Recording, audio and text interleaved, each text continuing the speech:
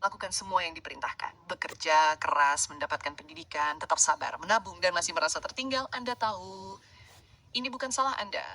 Aturan-aturan itu dibuat untuk ekonomi yang berbeda. Ekonomi dengan karier yang stabil, aset yang murah, dan hasil yang dapat diprediksi. Namun dunia itu sudah tidak ada lagi. Dalam video ini, kami akan menguraikan 8 aturan sukses yang tidak lagi berlaku dan menunjukkan kepada Anda apa yang sebenarnya penting saat ini agar Anda berhenti memainkan permainan yang sudah berakhir. Selamat datang di Alox. Aturan nomor 1.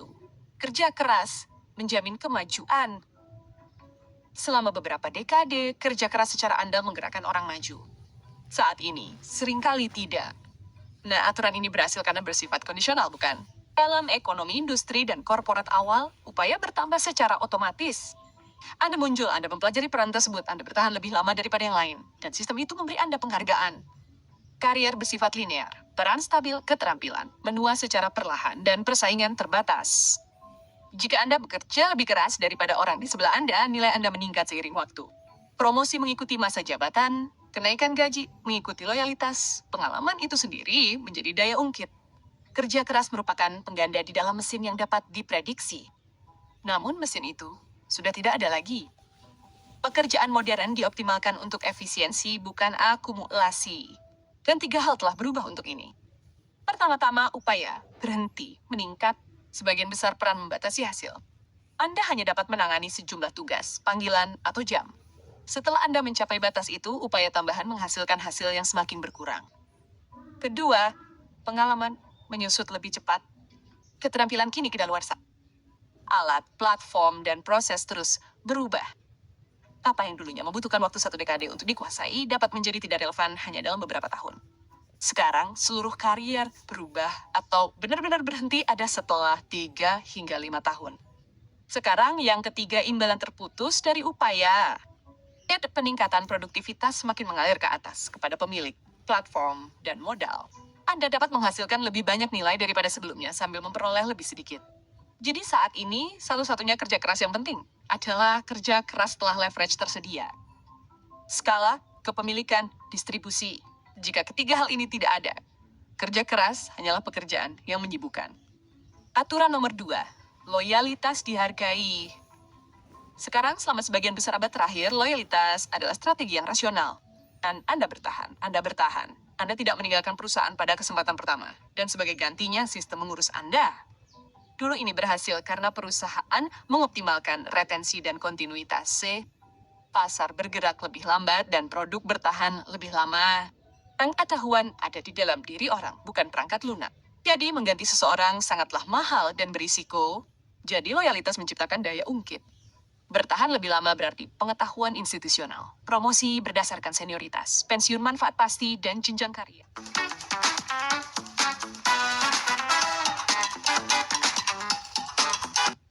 Manfaat pasti dan jenjang karier yang dapat diprediksi. Semakin lama Anda bertahan, semakin sulit Anda digantikan. Waktu itu sendiri menjadi parit. Jadi apa yang berubah di sini? Jawaban singkatnya adalah pengendalian biaya. Bisnis modern dioptimalkan untuk fleksibilitas. Jika Anda pernah bekerja di perusahaan besar, Anda sangat menyadari fakta bahwa semuanya terstandarisasi dan terdokumentasi. Ada proses atau alat untuk semuanya. Ini pada dasarnya berarti bahwa memecat dan mempekerjakan kembali lebih murah dari sebelumnya. Jadi ketika kondisi berubah, loyalitas bukanlah faktor dalam spreadsheet. Bertahan lebih lama tidak meningkatkan daya ungkit Anda. Bahkan lebih dari itu, seringkali menguranginya. Anda lihat, loyalitas memiliki 3 biaya tersembunyi yang tidak banyak dibicarakan orang. Pertama-tama, risiko karier. Jika Anda terpaku pada satu karier tanpa pilihan lain, Anda berisiko menjadi relevan dengan cepat karena perkembangan teknologi. Kedua, stagnasi keterampilan. Jika Anda melakukan hal yang sama berulang-ulang selama bertahun-tahun, tentu saja Anda akan menguasainya, tetapi penguasaan keterampilan yang penting 5 tahun lalu tidaklah begitu hebat. Dan terakhir, ada biaya peluang. Melakukan satu hal secara realistis berarti tidak melakukan setidaknya 3 hingga 5 hal lain yang dapat Anda lakukan. Saat ini, satu-satunya hal yang harus Anda patuhi adalah lintasan hidup Anda sendiri. Aturan nomor 3, pendidikan menjamin masa depan Anda. Sekarang, satu-satunya alasan pendidikan memiliki dampak yang begitu besar beberapa waktu lalu adalah karena kelangkaan. Hanya sedikit orang yang memiliki gelar, bahkan lebih sedikit lagi yang memiliki gelar lanjutan. Jadi dalam lingkungan itu, gelar menandakan keterampilan yang langka. Para pemberi kerja bersaing untuk mendapatkan orang-orang dengan gelar dan gaji yang disesuaikan dengan tingkat pendidikan. Namun yang terpenting, karier bertahan cukup lama untuk membuat investasi utang mahasiswa sepadan. Anda tahu Anda akan mampu melunasi pinjaman mahasiswa Anda dengan nyaman. Nah, ada 3 hal yang terjadi yang benar-benar menghancurkan model kelangkaan itu. Pertama, kita mengalami inflasi kredensial. Gelar menjadi persyaratan dasar. Sekarang memiliki gelar sudah menjadi hal yang lumrah. Apa yang dulu membedakan Anda dari orang lain, sekarang hanya membuat Anda lolos dari filter otomatis. Kedua, biaya pendidikan telah meroket. Menurut Education Data Initiative, biaya gelar kedokteran secara harfiah 2 kali lipat dari 20 tahun lalu. Dan terakhir, keterampilan praktis yang dapat dipasarkan kini dapat dipelajari lebih cepat dan lebih murah di luar pendidikan formal. Jadi, meskipun pendidikan masih membuka peluang, itu tidak menjamin bahwa menempuhnya akan sepadan. Pendidikan masih penting, tentu saja. Namun, pendidikan tidak lagi berfungsi sebagai jalur yang telah ditentukan sebelumnya yang diberikan kepada Anda oleh sebuah institusi. Saat ini, pembelajaran adalah sistem pribadi, sesuatu yang Anda rancang, perbarui, dan adaptasi secara terus-menerus berdasarkan pasar tempat Anda berada. Orang-orang yang menang bukanlah yang paling berkualifikasi. Mereka adalah yang paling adaptif. Dan ini adalah alasan mendasar mengapa kami menciptakan aplikasi Alux untuk berfungsi sebagai ekosistem pendidikan keuangan terbaik di dunia. Kami tidak hanya mengadakan sesi pelatihan harian, tetapi kami juga merekrut pakar industri, mendudukkan mereka di studio, dan meminta mereka menjelaskan kepada Anda di depan kamera tentang pelajaran yang membantu mengamankan karier serta kekayaan mereka.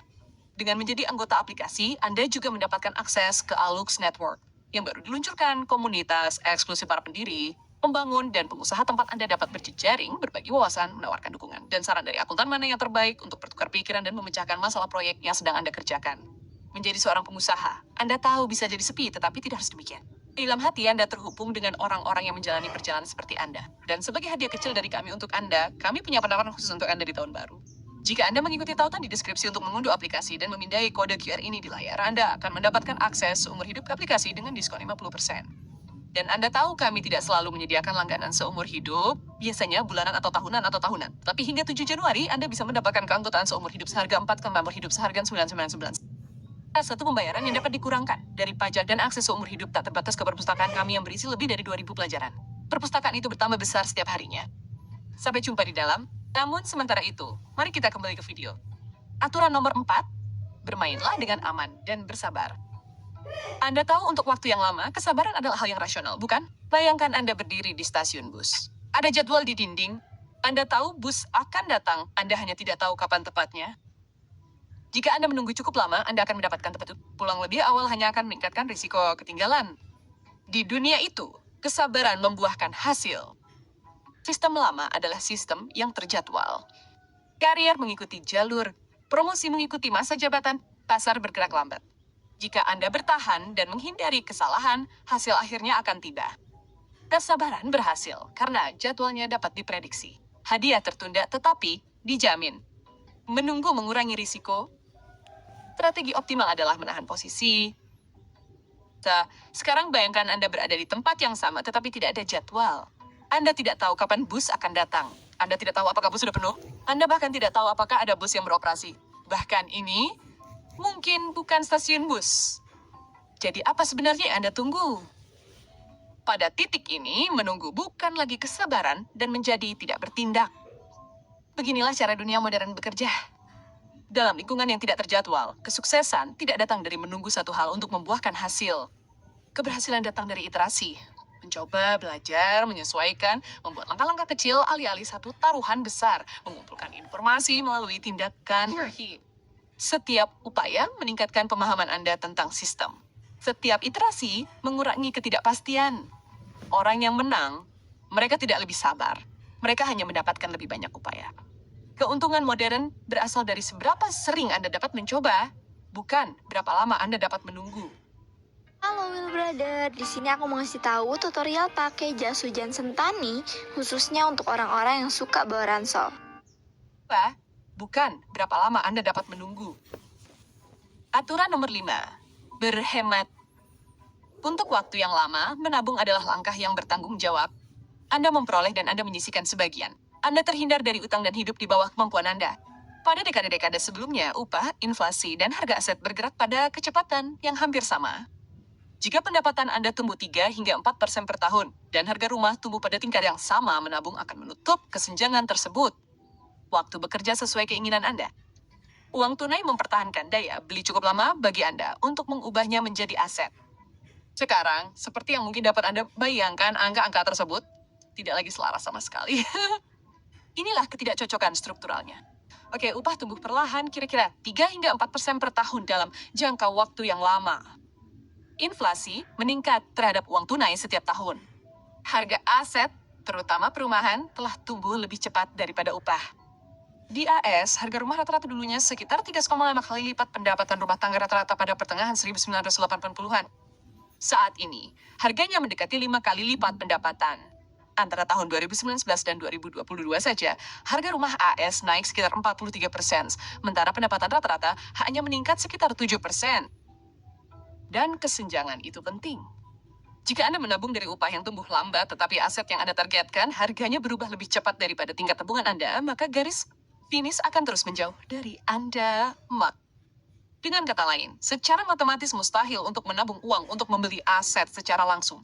Karena pada saat Anda menabung semua uang yang Anda butuhkan, aset tersebut, misalnya rumah, sekarang harganya jauh lebih mahal daripada sebelumnya. Jadi Anda kembali ke titik awal. Jadi apa aturan yang diperbarui di sini? Sejujurnya, tidak ada aturan yang benar-benar baru. Tabungan tidak dapat membeli aset besar dengan sendirinya. Itu hanya matematika. Tidak ada versi modern dari menabung dan menunggu. Uang akan berpindah ke aset atau tertinggal. Ini tidak berarti bahwa menabung uang sekarang tidak berguna. Menyimpan uang tetap memiliki peran pendukung yang penting.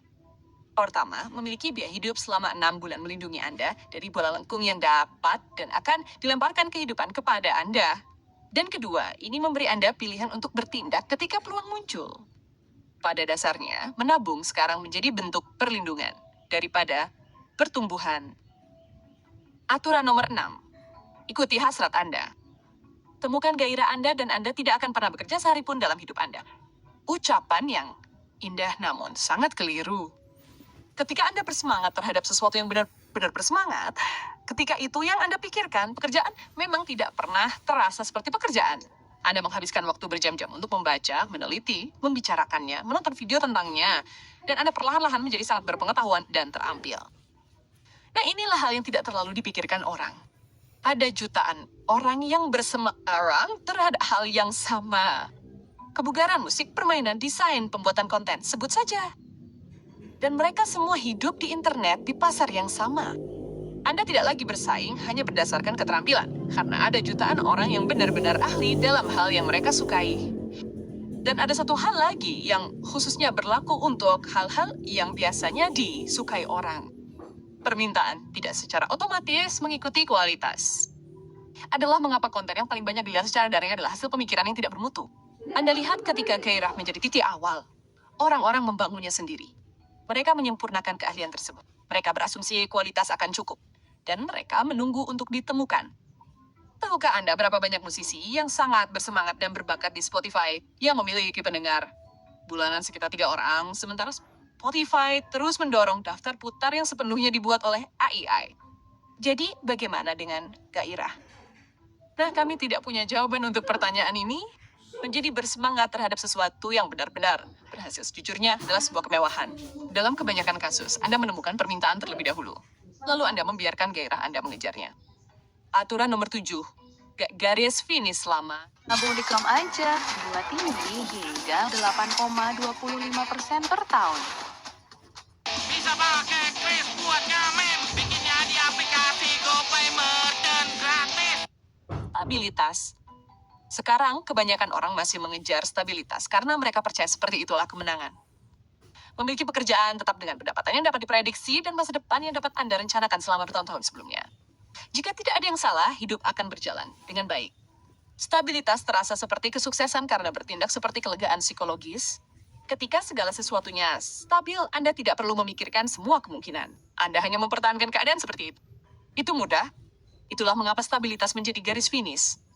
Sekarang, ketika seluruh hidup Anda bergantung pada satu sumber pendapatan, satu keahlian, dan satu asumsi ekonomi, Anda tidak sepenuhnya aman. Anda terpapar pada satu titik konsentrasi. Dan ketika kondisi berubah, seperti PHK besar-besaran, inflasi, dan pergeseran industri, semuanya berantakan sekaligus. Itulah sebabnya pengaturan yang stabil gagal secara drastis, bukan secara bertahap. Anda lihat, stabilitas melatih orang untuk menghindari apapun yang dapat mengganggu keseimbangan. Untuk melindungi masa kini, alih-alih mempersiapkan masa depan. Jadi, ketika perubahan tiba, mereka tertinggal karena mereka dioptimalkan untuk dunia yang sudah tidak ada lagi. Sekarang, jika stabilitas bukan lagi tujuan, lalu apa? Jika mengunci semuanya pada tempatnya meningkatkan kerapuhan, apa sebenarnya yang dioptimalkan oleh kesuksesan modern? Nah, pertanyaan untuk itu tidak terjawab di sini. Itu adalah aturan nomor 8. Garis finish baru. Opsionalitas. Sekarang, opsionalitas pada dasarnya berarti tidak membutuhkan segala sesuatunya berjalan sempurna agar hidup Anda berhasil. Dan itu terlihat seperti beberapa jalur pendapatan alih-alih satu gaji. Keterampilan yang ditransfer lintas industri. Aset yang menghasilkan arus kas yang tidak bergantung pada waktu. Kemampuan untuk menjauh dari situasi buruk. Masalah bagi kebanyakan orang adalah bahwa opsionalitas terlihat lebih berantakan daripada stabilitas. Pendapatan mungkin tidak merata. Jalur mungkin tumpang tindih. Masa depan mungkin terlihat kurang jelas atau bersih. Namun pada akhirnya, stabilitas mengunci Anda pada satu masa depan. Dan pilihan memberi Anda banyak pilihan. Di dunia yang tidak pernah berhenti, posisi teraman adalah tidak berhenti juga. Sampai jumpa di lain waktu. Sampai jumpa, jaga diri.